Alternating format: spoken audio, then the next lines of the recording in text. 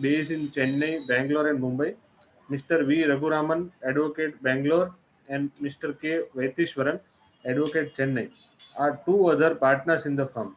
This boutique firm specializes in indirect taxation, direct taxation, international taxation, arbitration, corporate law, etc. Shailesh Bhai has also got representative industry experience in areas of central excise, service tax, custom, GST, and VAT. In manufacturing, service sector, and distributive trade, representing diverse sectors. Shailesh Bhai has been a very regular faculty at various professional bodies as well as trade and industry forums on his chosen field. He has already delivered more than 75 lectures since April 2017 on various aspects of GST all over the India. Shailesh Bhai is a regular columnist in Vyapar, a bi-weekly business newspaper of Janmabhoomi Group, and also midday on service tax, central excise, and GST, and also has contributed number of articles to various magazines as well as taxation websites like TUI1. Besides these professional bodies like Chamber of Tax Consultant, AIFTP, Shailesh Bhai is also associated with various trade and industry bodies, including Indian Merchant Chambers. So with this, I introduce before you Advocate Shailesh Bhai Sheth, who is having rich experience, who will guide us on the current litigative issues in GST. Shailesh Bhai, the flow is yours without wasting the precious time of yours and members. I'll not come between you and members. So floor is yours, sir. Please. Okay. Thank you, Iswar Bhai. And it has been really a pleasure and privilege to be with all of you on this virtual mode. I think this is the first webinar which I'm addressing at the Surat branch. Today's topics, after due deliberations with Chairman Mr. Jivani, we have chosen a few certain burning issues which are actually also right now mired into litigation in the high courts as well. And some of the issues have also the day-to-day practical ramifications. So accordingly, the today's all the issues have been selected by us. I will deliberate upon them, and at the end of the session, we will also take up the question answers up to the time, whatever time is available to us, and whatever organizations feel the comfortable. I am comfortable. I would also request that, and I'm sure the organizers must have spoken to the participants, must have told them also. Okay, all the questions can be put on the chat box, and then we can take up one after one questions as may be permissible and as may be possible. Out of these 6 topics, except the topic relating to the levy of service tax and GST on the ocean freight, I intend to cover all the topics. Time permitting, I will take up that topic in the last. 2 more topics I have added in my slides. One is relating to the extension of the 9 and 9C, and I am sure that right now that is the only worry on the minds of the participants and across the CA fraternity, whether further extension for filing the 9 and 9C will be granted or not. I will touch upon that, and there is nothing legal interpretation, but I'll touch upon that.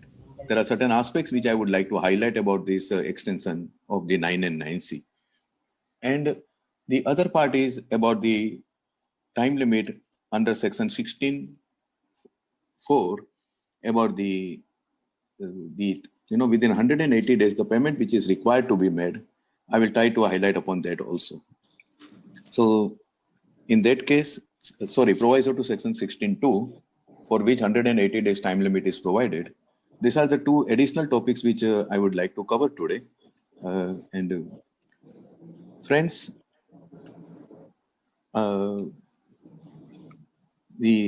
Joni ji, you would like me to speak in both, no? English and Hindi, right? Yes, sir. It's okay. English and Hindi both. Okay, English and Gujarati. Sir, anything you prefer? No, and when English and Hindi, sir. Hindi will be okay. Okay, fine. The first, I think, can you just show the slide, the first slide, please?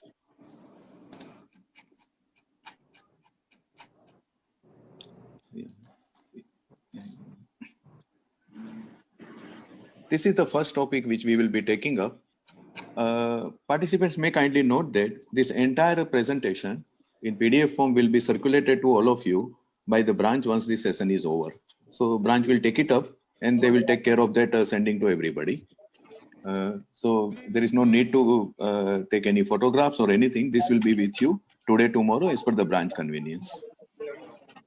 The first topic which we would be taking up is refund under inverted tax structure, statutory provisions, issues, and the implications of the recent High Court judgments.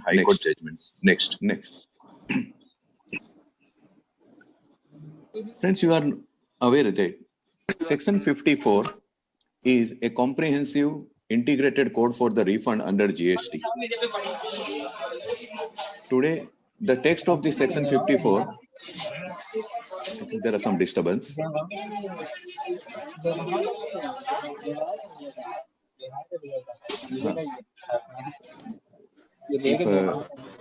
If the participants can mute their audio, please. Yeah.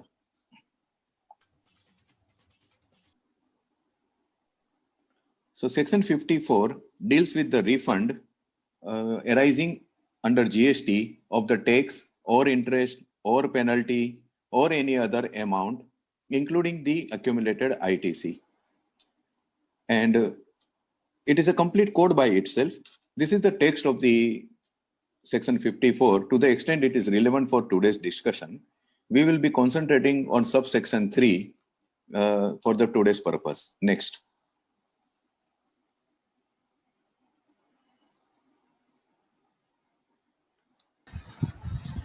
The machinery provisions for the claiming the refund are provided under Rule 89 and Rule 96. Both are dealing with the different situations, as we will see it in a minute. Next.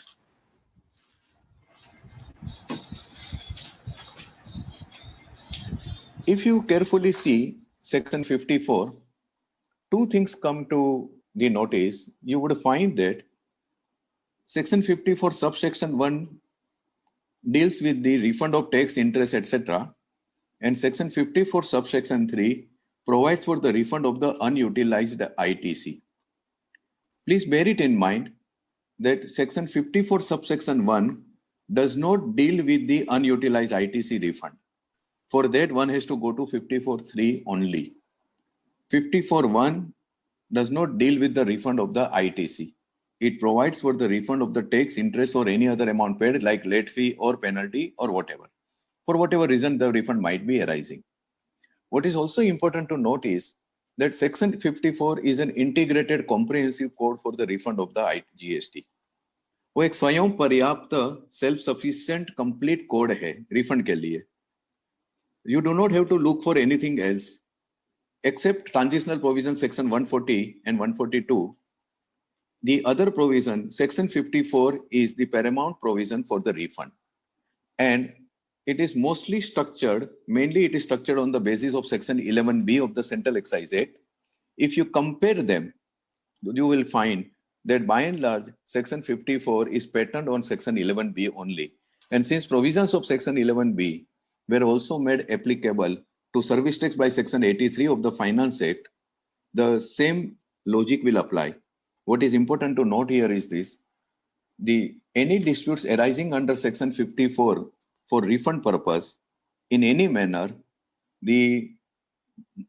probably one may have to go back to the old regime and see the judgments ratio applicability, the judgments which have been delivered in the context of refund under section 11B Central Excise, whether those judgments will be applicable or not, one has to see. Most of the time, the ratio laid down in those judgments will continue to apply even under section 54 refund also whenever any dispute arises. So do not discard the old regime. There is no need to ignore.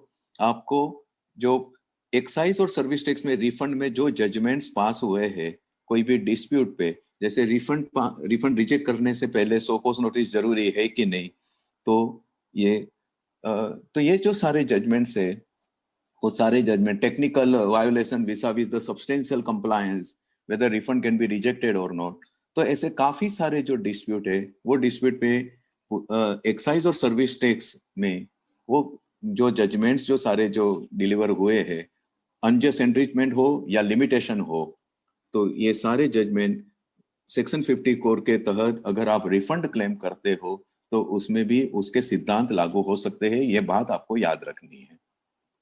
Coming to rule 89 and 96, जैसे मैंने आपको बताया कि section 54 sub section 1 में जो सिर्फ tax interest penalty या अतिरिक्त कोई अमाउंट का रिफंड आप क्लेम कर सकते हो, उसी तरह से सेक्शन 54 सब सेक्शन 3 में आप अनयूटिलाइज्ड इनपुट टैक्स क्रेडिट का रिफंड क्लेम कर सकते हो।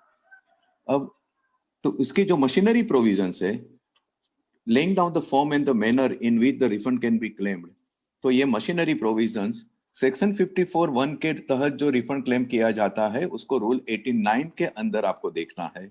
और रूल 96 जो है, that rule 96 deals with the refund of tax paid on the exports on payment of tax.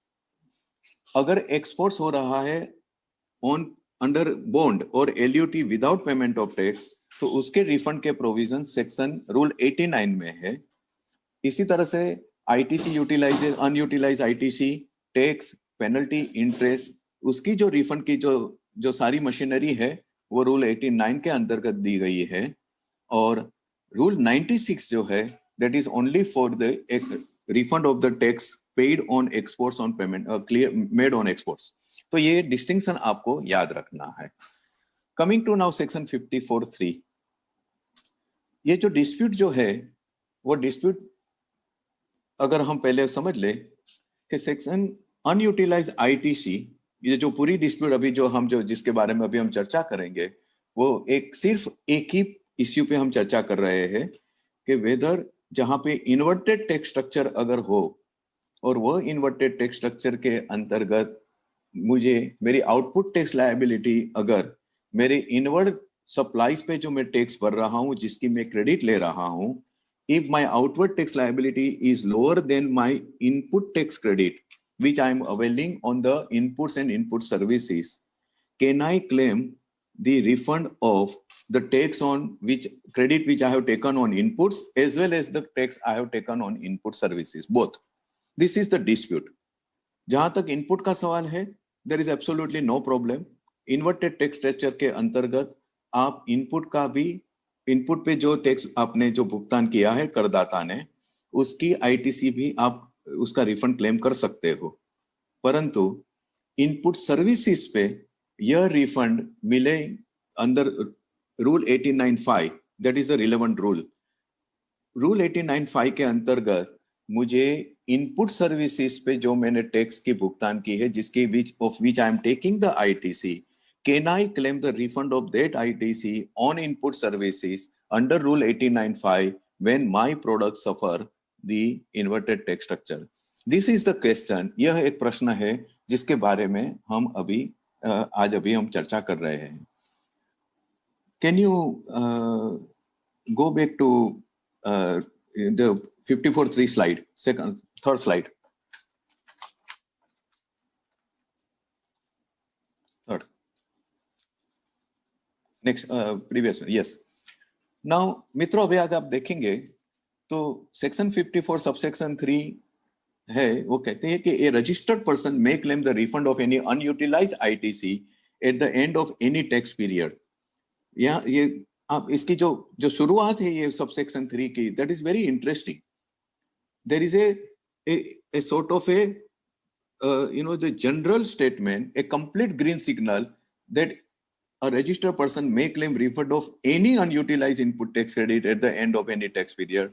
उसके बाद there is a proviso, provided that no refund of unutilized input tax credit shall be granted in cases other than 1, zero rated supplies made without payment of tax, and 2, where the credit has accumulated on account of rate of tax on inputs being higher than the rate of tax on output supplies.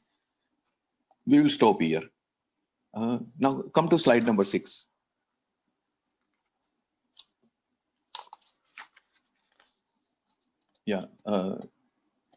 Sorry, previous slide. Yes. So if you see now, first of all section 54(3) में any unutilise ITC का refund करदाता को मिल सकता है, the taxpayer can get, that is the provision has been made. This is the blanket provision. However, a proviso has been inserted. That proviso says, that proviso, which is a part of section 54(3), restricts the grant of refund of any accumulated ITC only in two situations. One, when there is a zero rated supply without payment of tax. It means that when there is a zero rated supply under LUT or bond, then only you will get. And second situation is when there is a accumulated ITC on account of inverted tax structure. So though the opening part of the section 54(3) allows the refund of unutilized ITC of any nature, the proviso restricts the ability only in two cases. One, zero rated supplies under LUT, and two, when the ITC has accumulated on account of inverted tax structure. और आपको पता है कि inverted tax structure is that tax structure के where the output tax liability on my final activity, whether supply of goods or whether supply of service, is lesser than my input tax credit which I am availing on the input and input services. That is generally results into the inverted tax structure where I am paying lesser tax on my final activity.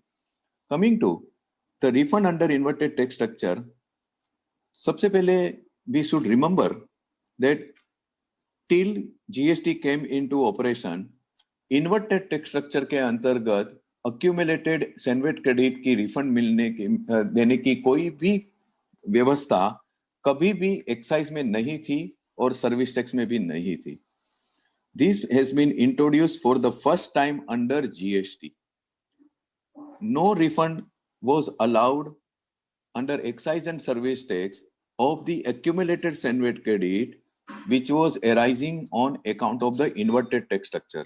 Rule 5 of Sandwich Credit Rules 2004 was allowing the refund of the accumulated sandwich credit only on account of the exports under bond and some others, but not because of the inverted tax structure.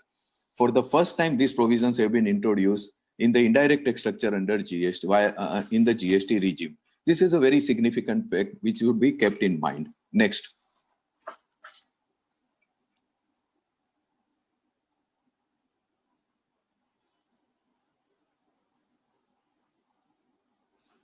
Now, if we see the proviso, second, clause 2 of the proviso, next. If you see the clause 2 with which we are concerned with today, what it says, ITC accumulated on account of rate of tax on inputs being higher than the rate of tax on output supplies. Output supplies, please mark this word, other than nil rated or fully exempt supplies, except supplies of goods or services or both as may be notified by the central government. So अगर मेरे input पे मेरा rate of tax, if it is higher than the rate of tax on my output supply, because of that, if there may not be any exports, there is a domestic supply. However, because my rate of tax on input is higher than my rate of tax on the output supply, there is an accumulation of the credit which I am unable to utilize. And then this clause 2 of proviso to section 54(3) will come into play, under which I can claim the refund. Now, how to claim the refund? Then Rule 89(5) provides the methodology and formula for claiming the refund. जो formula जो दी गई है, that makes very interesting reading. This formula को मैंने 3 period में हमें समझना है. The first period is 1st July 2017 to 17 for 2018.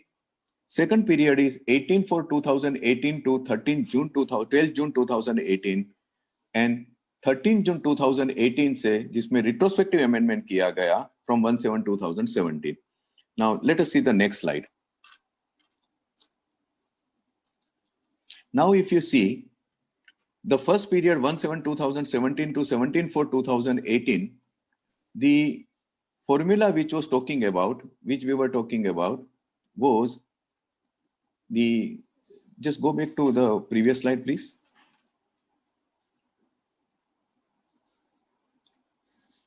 Previous slide.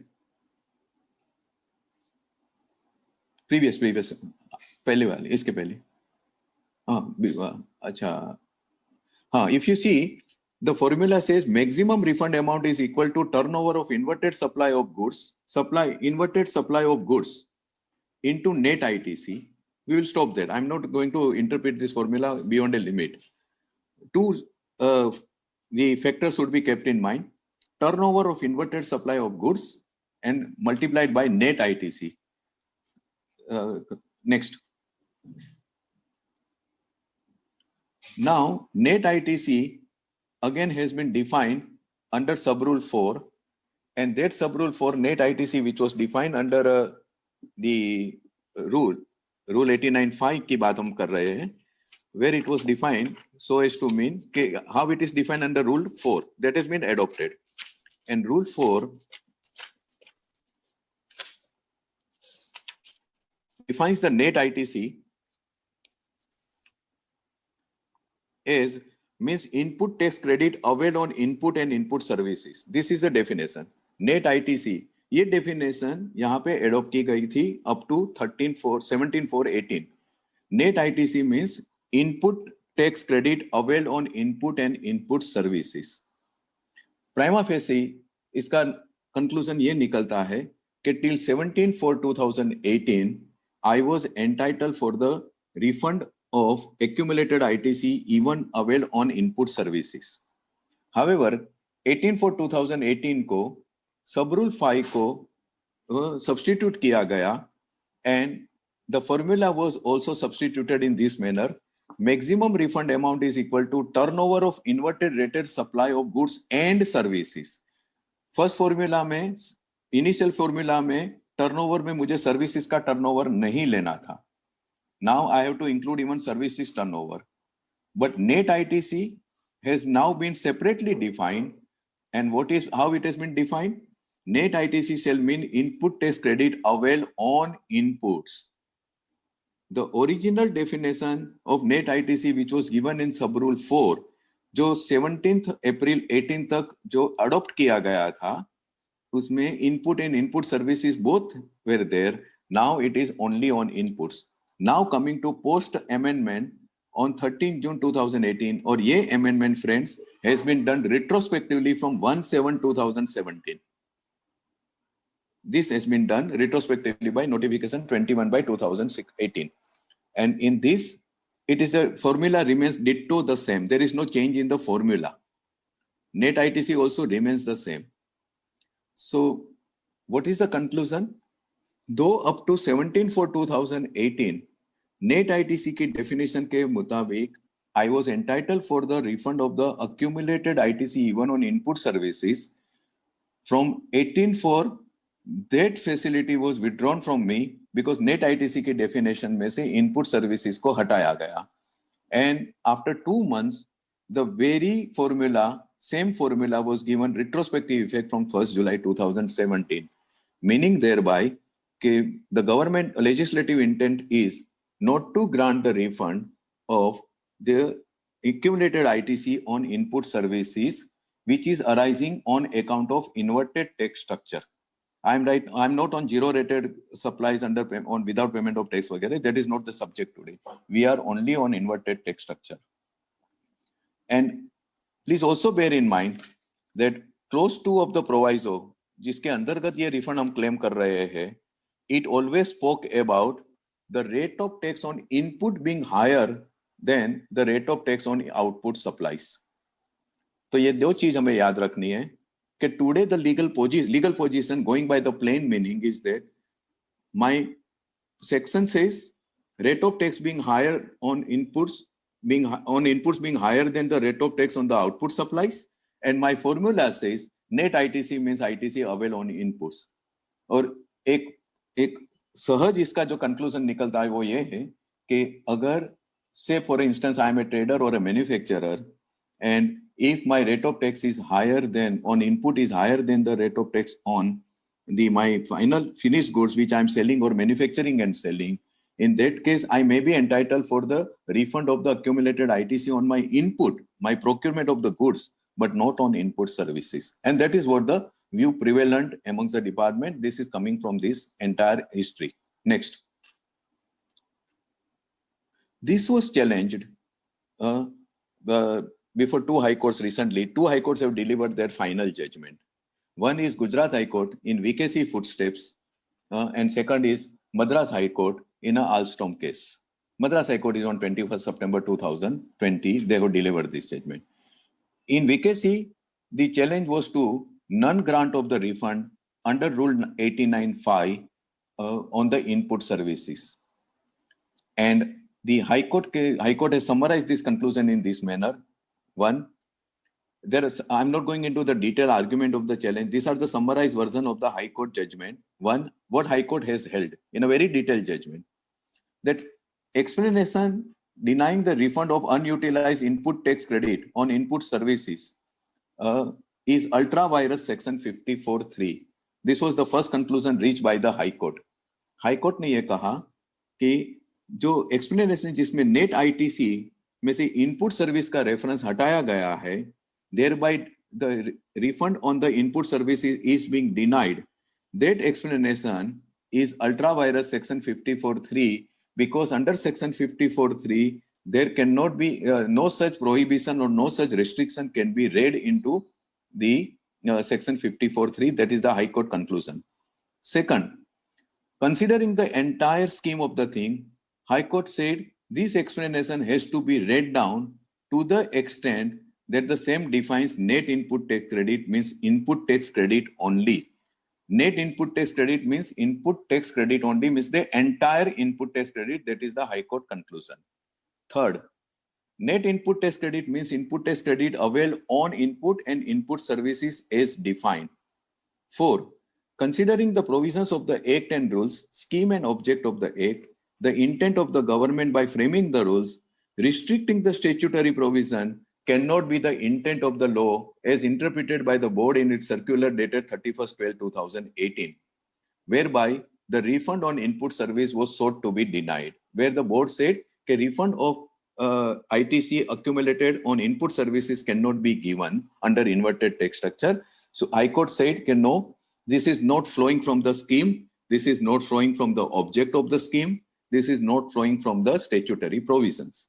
And finally, refund of unutilized ITC of input service to be granted as part of net ITC for the purpose of Rule 89. And accordingly, the High Court ordered the refund to be granted of the unutilized ITC even on input services. Next. What was the basis of the judgment? First of all, High Court went into detail in all the statutory provisions and the relevant definitions. Input definition, input tax definition, input tax credit definition, input service definition. And apart from that, High Court went into section 54(3), High Court went into Rule 89(5), all and is amended from time to time. And this was very detailed analysis the High Court did. Second, High Court also went into the first discussion paper, if you would recall, the first discussion paper which had been actually mooted as early as in 2009, and where the justification for GST and as well as the salient features of GST. Third, international VAT and GST guideline. Friends, you may kindly recall that in SENVAT credit, there were dispute about the admissibility of SENVAT credit on certain services. This matter had gone to tribunal in Coca-Cola and thereafter in the High Court. ABB Limited and Coca-Cola India Private Limited are two celebrity judgments which basically explain in a detail what is the SENVAT credit principle all about, what is the nature of SENVAT credit. In those judgments, the international VAT and GST guideline issued by OECD were very referred, and it formed the basis of those judgments. The same international VAT GST guideline issued by the OECD have also been referred by the High Court because it was placed before the High Court by way of the submissions on behalf of the petitioners. High Court also went into the basic principles as outlined into these guidelines. I would actually enjoin upon all of you, these are freely available, these guidelines are freely available in the judgment itself. They are freely available on Google also. Please do go through those guidelines. It will make you, it will help you in understanding what is the overall character of the VAT or GST and how it actually goes. And the third is input tax credit mechanism in GST and plus FAQ. The sum and substance of the High Court judgment is this, that statement of objects and reasons governing the bill, the bill by which the GST was introduced in the parliament, plus overall objective of the GST scheme is to avoid the cascading effect of tax. And if this single central objective of the GST should, if kept in mind, there is absolutely no reason that why the refund of the accumulated credit on input services should be disallowed, because then it flies flat on the very objective of the scheme, that GST is intended primarily, fundamentally, basically to actually avoid the cascading effect of tax. And this is how the High Court actually framed and came to the conclusion that this denial, which otherwise is not flowing from the section, is otherwise also not in keeping with the overall objective and scheme of the GST scheme. It is important to note that after having concluded that Rule 89.5 is ultra-virus, High Court has not struck down the rule. They have read down. I'm not going into this, what is meant by the concept of reading down, because we don't have time for that. But you might recall that in Safari Retreat also, while granting allowing the credit on the construction material for the mall or for the resort which are to be leased out, the Orissa High Court has also read down that provision in the context of Section 17(5)(d). Similarly, in brand equity also, Delhi High Court has read down the requirement relating to the time limit and the provision while allowing the TAN 1 to be filed belatedly also. Similarly, here the Gujarat High Court has done. Now comes the Madras High Court judgment. Next.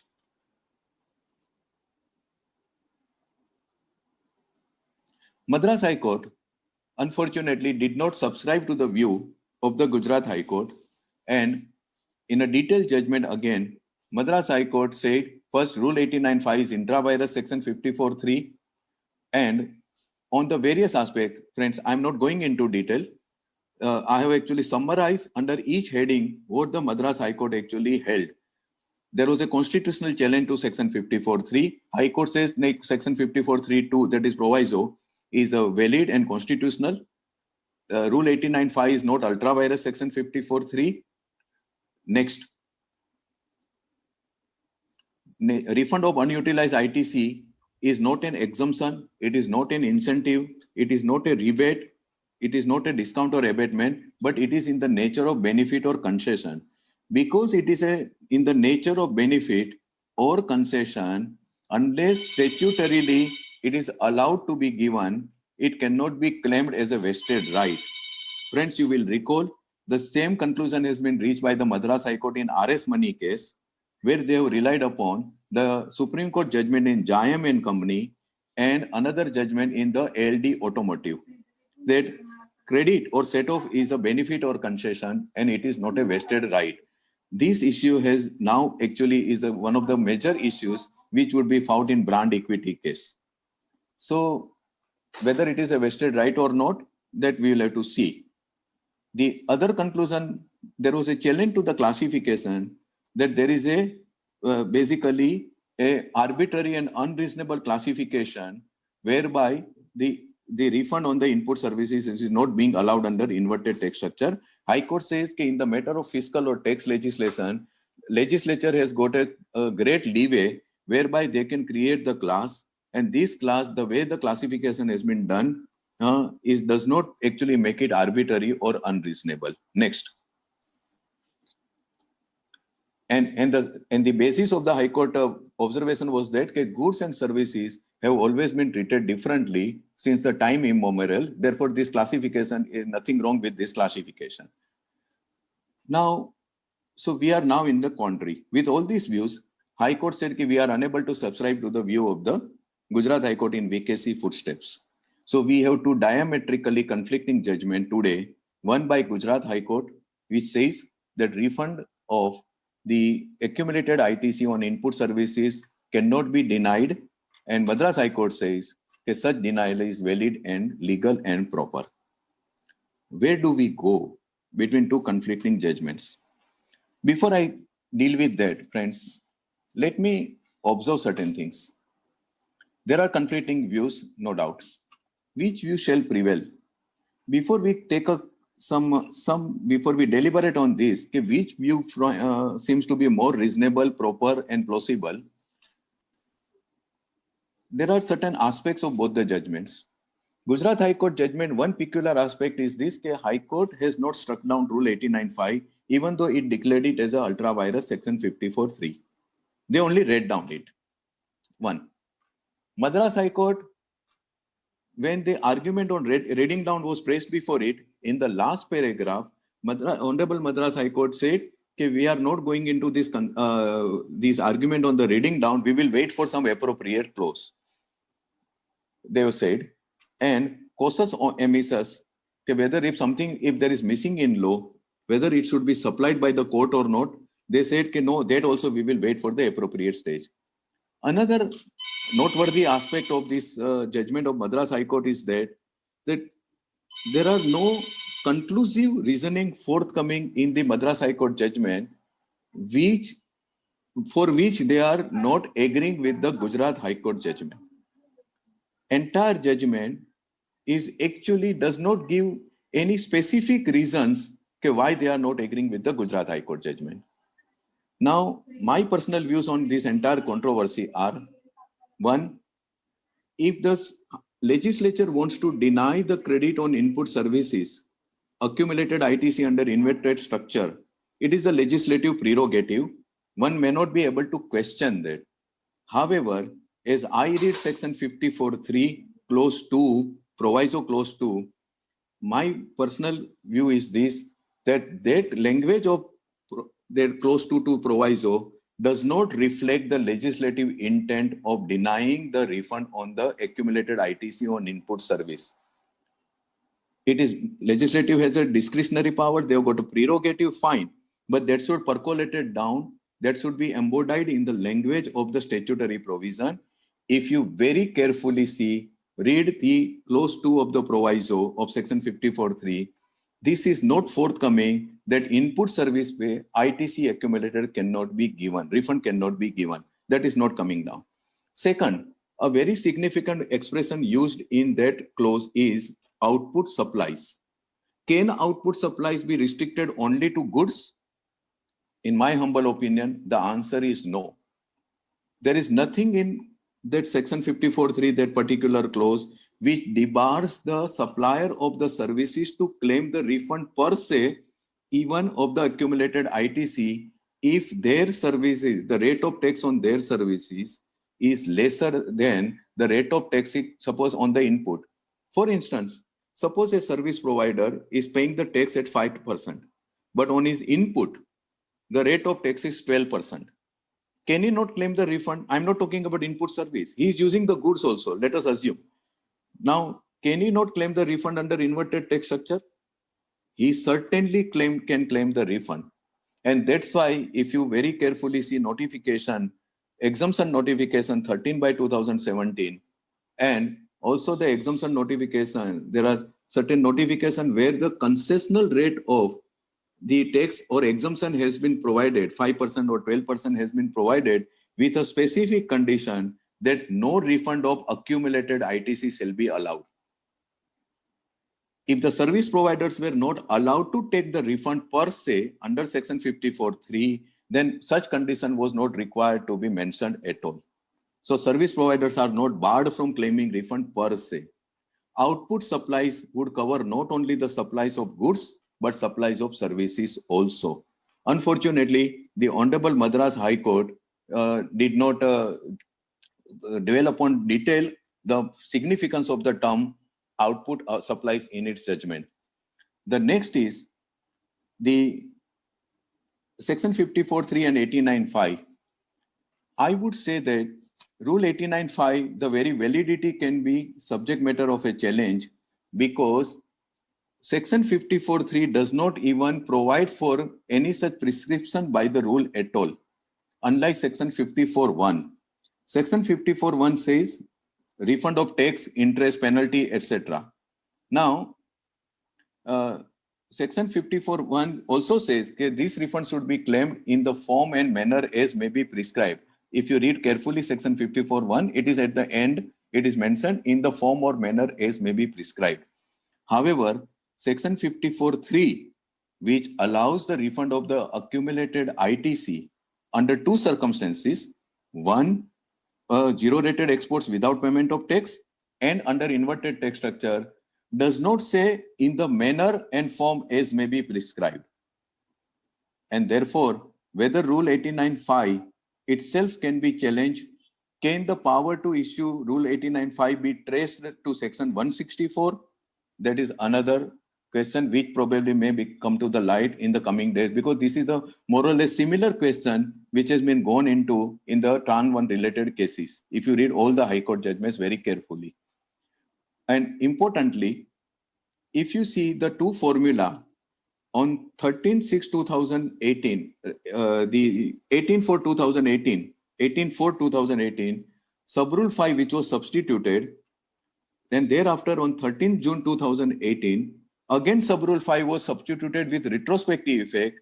Friends, very carefully, if you see, there is absolutely no difference between these two substitutions.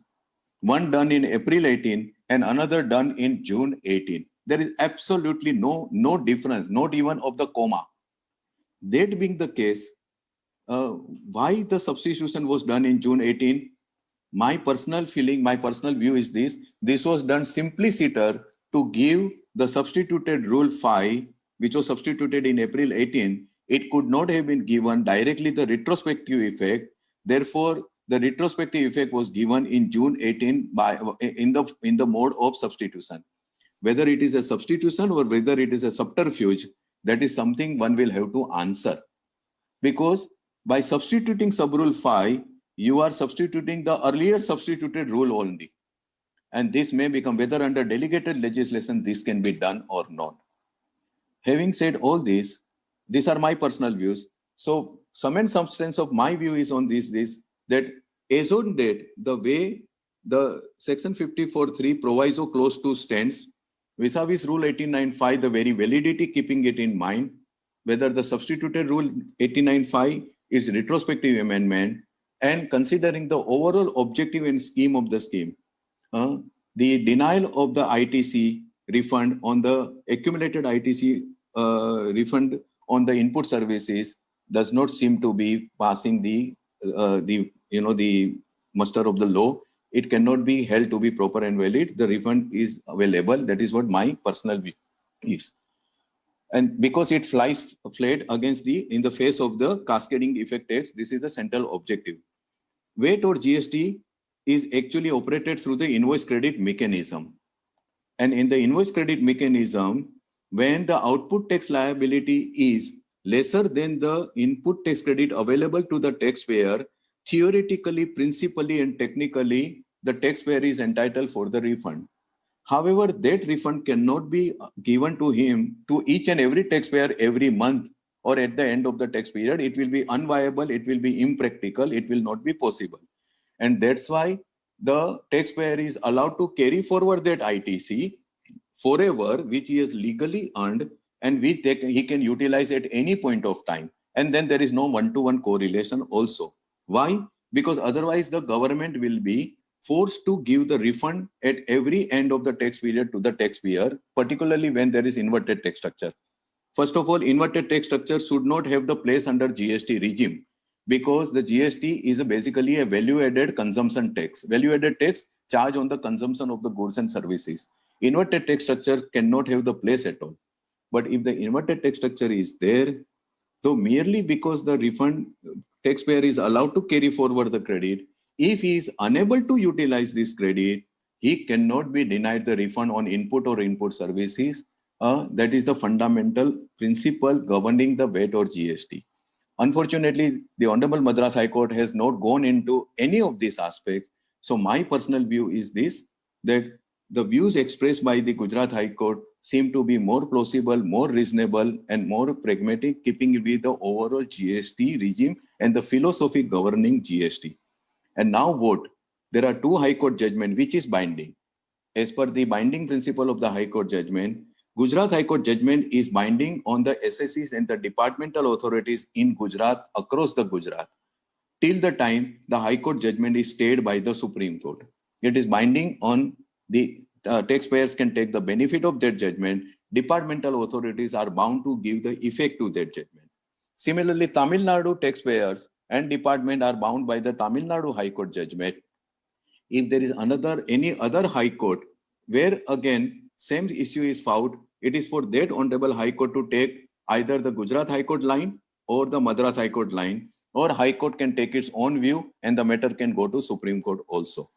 But as the matter stands today, the Gujarat High Court judgment is binding on all the SSCs situated in Gujarat. I mean, they can take the benefit and it is binding on the department in the Gujarat.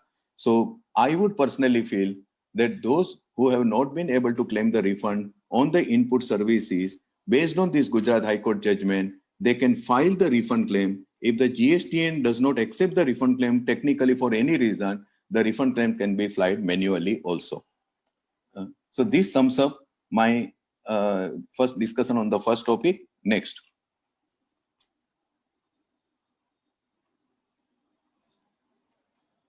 Coming to the another equally contentious issue of levy of interest under Section 50 of the CGST Act. Next. These are the provisions, friends. So we will not go through these provisions. More or less, we are all aware of this. Next. If you see, the provisions for the recovery of interest are under Section 50. And Section 50 has two parts. One is Section 50 subsection 1, which provides for the levy of interest on the delayed payment of tax. And two, Section 50 subsection 3, which provides for the levy of interest on the undue or excess input tax credit arising on account of the mismatch under Rule 42 and Section 42 and 43. So 50 subsection 3 deals with the levy of interest in case of ITC, which is unduly availed or availed in excess, whereas Section 50 subsection 1 deals with the levy of interest on the account of delayed payment of tax. The issue which has arisen was whether interest to be levied on the gross amount of tax or net amount of tax paid in cash after considering and adjusting debiting the available ITC. When there is a delayed payment of tax, friends, you are all aware that taxpayer, just like the previous Senvet credit scheme, taxpayers were actually are under GST regime can also discharge the tax liability either by a debit through the input tax credit ledger account, or in case if the ITC is not available, or partly in ITC and partly in cash. That goes on. The question arises when there is a delayed payment of tax, and whether the interest should be charged on the gross amount of tax or whether it should be charged on the net amount of tax after adjusting and considering the input tax credit which is available with the taxpayer. This issue became important. This issue arose and the demands actually started flying around across the country immediately in the initial year of the GST only. Somewhere in 2018 it started. And department was saying, okay, once there is a delayed payment of tax, even if you adjust it through the ITC or you had a ITC available on the penalty made day earlier, which you would have debited, you are still liable to pay the interest on the entire amount. Now, the problem with GST is this: everything is online. And therefore, because GSTN is the supreme authority, GSTN is above all practically.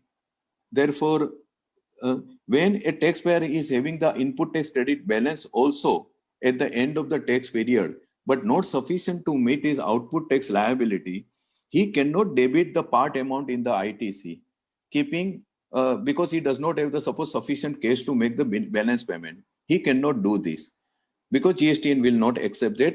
Though the law does not provide for the full payment of tax, partial liability can be discharged, but the system will not operate, system will not allow. That being the case, though the ITC portion can also not be debited and it remains on the books of account. And here the department started issuing the demand notices. This led to the GST Council meeting in December 2018.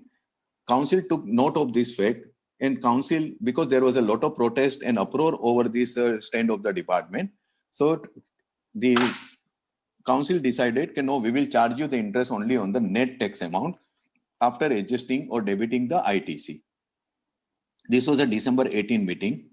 However, in the meantime, Telangana High Court, that mega engineering judgment came, and mega engineering case, Telangana High Court said that unless and until the debit is made in the input tax credit ledger account, the everything is remain on paper, or in the High Court words, it remains in the cloud.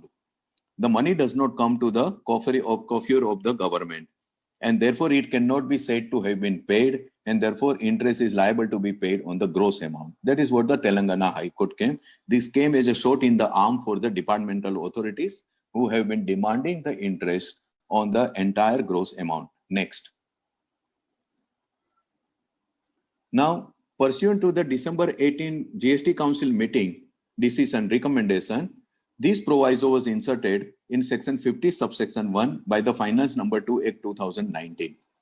And what it says, that proviso is before you, so I will not read it.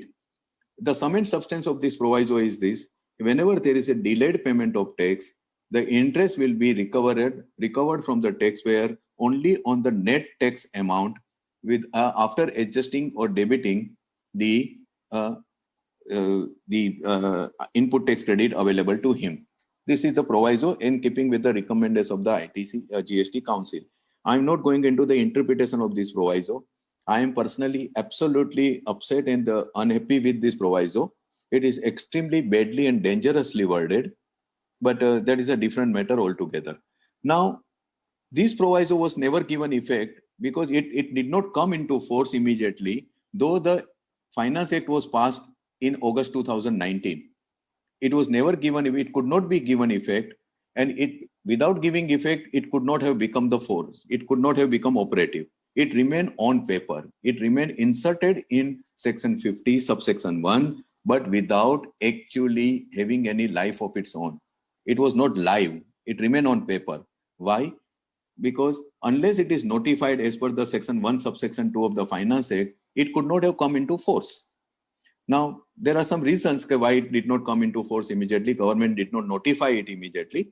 One of the reasons is this, that two of the states had not been able to pass the similar amendment in their respective state act. That is one of the reasons. Another reason I am not going into. Now, the amendment was ultimately, in the meantime, interestingly, Madras High Court in Reflex Industries case, single judge judgment came. And though the amendment, the proviso had not become effective, the Honorable High Court went on deciding the matter and saying that, holding that this amendment is clarificatory and retrospective in nature. Mind you, the proviso had not come into effect. Still, the Honorable High Court single judge discussed this entire proviso, the legal scheme of the things, and the objective behind the proviso, and held it to be clarificatory and retrospective. Now, this judgment came as a single judge judgment. On the other side, the department argument went on. The department contention remained the same. They went on the rampage. They started recovering through garnishee provision. They started recovering through the demand notices. They started recovering through the debtors, writing to the bank, attaching the bank account and all. This whole thing went on continuously. Next.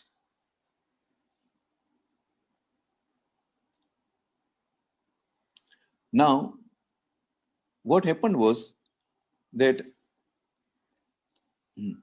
notification, ultimately the government notified the proviso and put it into effect by notification 63 by 2020, and against all expectations, the notification actually made the proviso effective prospectively from 1st of September. And that being the case, suddenly there was a complete disappointment and disbelief across the country, because taxpayers and tax professionals all were expecting that this would be actually made effective retrospectively. That was their expectation. Why? Because after December 18 meeting, in March 19 meeting, the GST Council had taken the call and announced that this amendment would be made effective retrospectively.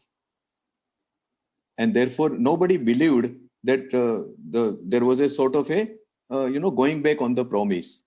Why it was not done retrospectively through the notification? Again, I'm not going into that. Suffice to say that central government by notification could not have made this proviso effective retrospectively. This proviso, which was introduced in the law through the Finance Number 2 Act 2019 could not have been given retrospective effect legally by the central government, or probably they didn't want to take a chance to give it retrospective effect because it could have opened up some unnecessarily legal issues. So to that extent, but people were totally disappointed. Everybody was disappointed. And because of this, again, the demand continued to be flowing around. Recovery continued to be made by the departmental authorities by saying that okay, this is now effective from 1st September, and therefore your past demand, you are liable to pay the tax on the gross amount. This prompted the Central Board of Excise, the Indirect Tax and Customs CBIC, to step in, and by administrative instruction on 17th September, the board issued this administrative instruction clarifying three parts. One, retrospective amendment will be carried out. One, and I'm expecting either through a separate taxation laws amendment bill, but most probably through the next budget finance bill, it will be carried out in retrospective effect, and this proviso will be given effect from the 1st July 2017. That is for sure. That is now written on the wall. There is nothing, no going back on this. So therefore, this will be given effect mostly through the finance bill when the budget will be introduced. Two, no recovery of the interest on the gross amount for the period between 1st July 17 and 31st August 20. This is very important. Board has very clearly said that wherever the demands have been raised on the gross amount, no recovery will be made or shall be made by the field formations for the past period. And wherever the SOCOS notices have been issued, it may be transferred to the call book. Some of you might be aware about call book. I call it as a, the black hole of the government administrative setup. Whenever the department is pending, some issues are pending before the higher appellate forum, like tribunal or commissioner appeal or even Supreme Court or High Court, on the same issue, the SOCOS notices which are issued to the taxpayer are kept in the call book and pending. So SOCOS notices, board says, okay, you transfer it to the call book and do not adjudicate upon it. So question of recovery does not arise. While this came as a great relief to the taxpayers, in the meantime, friends, on 29 September, in Mansarovar Motors case, Madras High Court single judge, who has already passed the reflex judgment, though bit prematurely, I would say, has already passed the order and saying that levying interest on only ITC portion is cost. Refund of the interest which has been already recovered is ordered to be refund. Refund is ordered of the interest which has already been recovered on the gross amount, that is on the ITC portion, where the petitioners were compelled to make the payment, even on the ITC payment. High Court has ordered the refund of that. And further, even for the recovery of interest on the case portion, the department has to follow the due process of law, that is notice under section 73 or section 74. In my opinion, section 74 really should not come into picture at this stage of the things. Section 73, they cannot simply sit or recover the interest even on the case portion. That is what and that is exactly the fundamental legal position. Supreme Court Madhumilan Syntax, Supreme Court Gokak Patel, these are all the judgments where it says that mere demand is not a SOCOS notice. There has to be a SOCOS notice for making any recovery of any amount from the taxpayer. And though this is the only pronounced in the court, so far the judgment is not out, the text is not out, the judgment is not issued yet. We are awaiting it. But as we understand, there were extensive arguments on the retrospective effect of this proviso now, which has now become now effective. And we understand that High Court has probably given favorable ruling even on that aspect, holding it to be retrospective already. So we are awaiting that judgment. So under this scenario, what should be the way forward for the taxpayers who have been forced to actually pay the tax, pay the interest on the entire amount? In my opinion, if the section 54 time limit of 2 years is available, those taxpayers who have been compelled to pay the tax even on the ITC portion should file the refund claim immediately.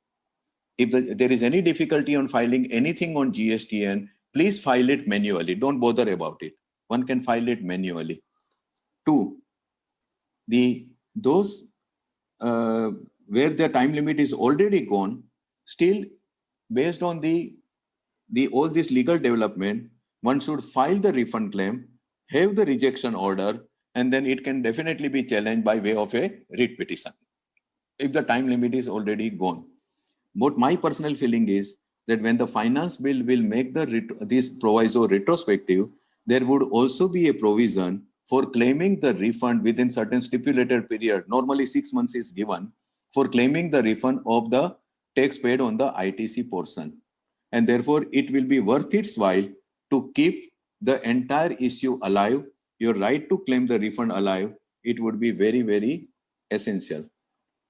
So this is the as far as this interest controversy is concerned. And on the sideline, let me say also, the rampant action of attachment of the bank accounts or the blocking certain facilities, writing to the debtors, asking them and recovering money from the debtors of the taxpayer under garnishee provision, not only of interest, but even of any other tax amount without following the due process of law, without actually first determining the amount payable as per law through the process of issue of the so-called notice is wholly illegal and without jurisdiction. And therefore, such action should not be tolerated, cannot be accepted as per the law, and should be challenged as known in the matter. One should not, there is no need to get worried about it. There cannot be every letter, every demand, by mere demand letter, they cannot ask for the amount to be paid. And having said, I will only sum up by saying one more thing on this, and that in my opinion, personally, even interest on the case portion also cannot be demanded today, even though there is a delayed payment of tax, because section 54(1), there is a machinery provisions are not existing, whereby I can determine the due date from which I have to determine the interest. Obviously, for computing the interest liability, I need two dates. One is due date on which I ought to have discharged my liability, and another is the date of payment. These two dates are unless determinable, my interest liability cannot be determined.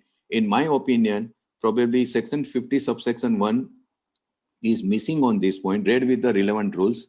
Today it is cannot be made operative in this manner. Therefore, even the liability to claim recover the interest even on the cash portion can also be a subject matter of dispute. Next.